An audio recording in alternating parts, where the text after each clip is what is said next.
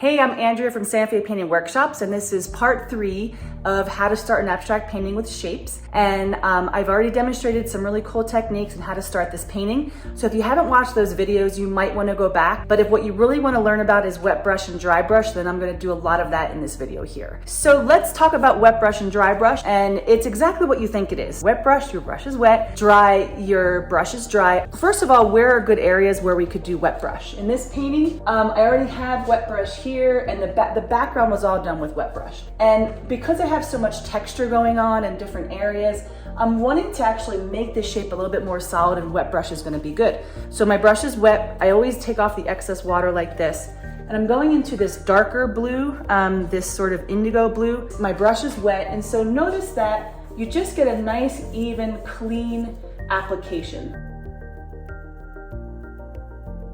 You don't want your brush sopping wet, and I'll need a smaller brush to get into that smaller area there. Okay, so this, again, I wet this brush before I started using it. Okay, so now that's wet brush technique, and so we have this shape that's a lot more solid, and it just stands out in a different way than the other shapes. So again, creating contrast. I think another good spot for wet brush would be this spot, but I'm feeling like a little something else might want to happen there, and I'm thinking maybe a bit of dry brush would happen there. So let's go ahead and do dry brush now. So I'm going to clean my brush, and you know, it's wet at this point. If you paint with your brush, at some point you have to clean the paint off, and now it's wet. Doesn't mean, oh no, I can't do dry brush with this brush. You just dry it off really well, like this, okay? And it's also in the way you apply it. So I'm gonna do some dry brush. I already had a little bit here. I think maybe I'll continue that idea, or maybe I'll do it here. So I'm gonna go back into that same turquoise color, and this happens to be Nova Colors Phthalo Turquoise. I have the paint just on the tip of my brush, okay? And then wiping off the excess. We don't want it to be too much paint, okay? This is part of dry brush. You don't have a lot of paint on here. And then look how I'm holding my brush. I'm loose when I paint. And I'm going fast.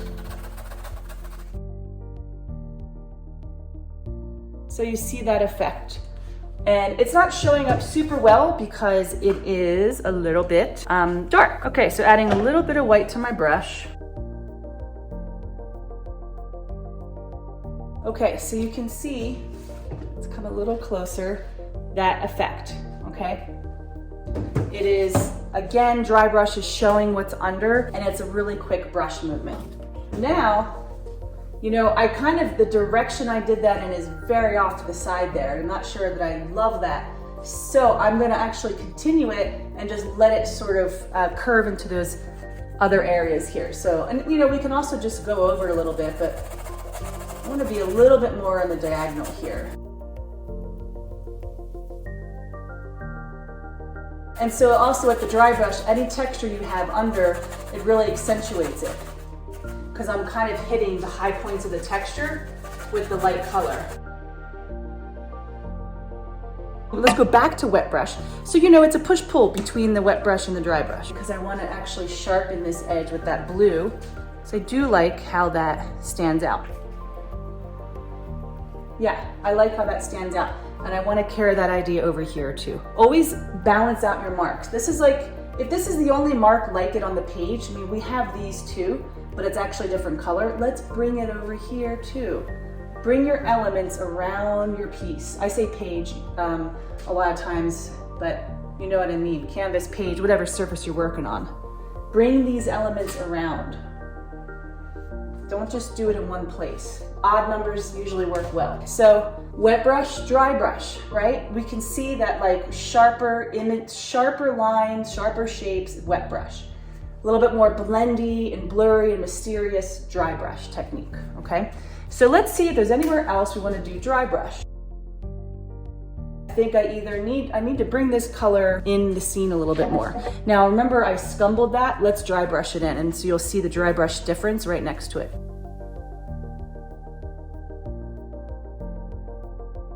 See, the dry brush, you know, it's a little bit, you know, we're showing the shape of our brush a little bit more, and it's a little neater, I'd say, a little bit more controlled. And I'm wanting a little bit of white so you can see it better. So let's go with a little white, and I'm using the side of my brush too.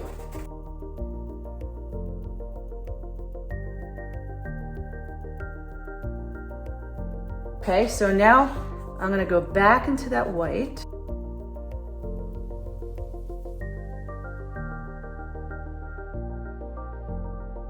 And I'm gonna blend that line, because this color I just put on is a little bit lighter, so I'll just blend over it. And you know, we're kind of starting to hide the structure. We can pull the structure back out. So these lines that are there, if I loved it, I just pull them back out again. And hey, just a side note, if you'd like to learn more about how to paint abstractly, I've got a free ebook and it has 5 exercises on how to move from painting realistically to painting abstractly. So go ahead and check it out. The link is in the description just below. I'm gonna go back to scumbling on this part because I just want it to be consistent and not so stripy. And you can use your palette knife. So this is called impasto when you paint thickly with the palette knife. Let's do that. So we're just gonna like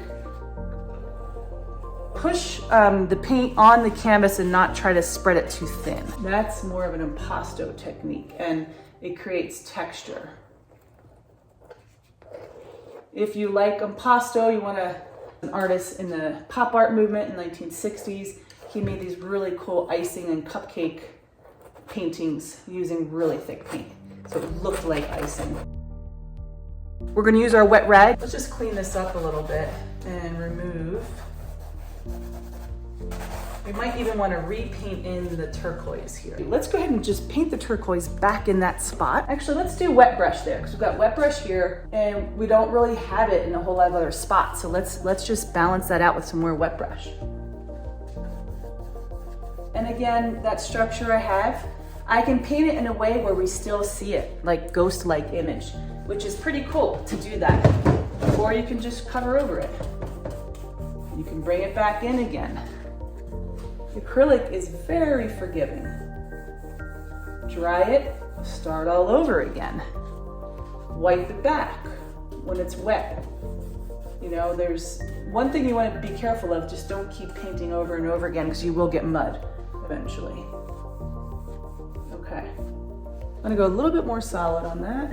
Just cover up the structure for a second. We know we can bring it back in. Let's just, you know, block out some areas. And then let's get our nice thin small brush to go into that region there. Now I actually wanna go over this again with wet brush. Just to clean it up a little bit. All right, and now I want to outline here. I think that would be cool. Let's go into our small little brush again. Again, as you put things on, other things will pop out that need to be done. That's why it's important to just keep working, keep making, keep putting stuff in. You could block it out again. Add stuff in, you add elements, you take them out, push and pull. And then you get more layers. You get a more interesting piece because it's not just one layer of stuff, like there's layers and layers.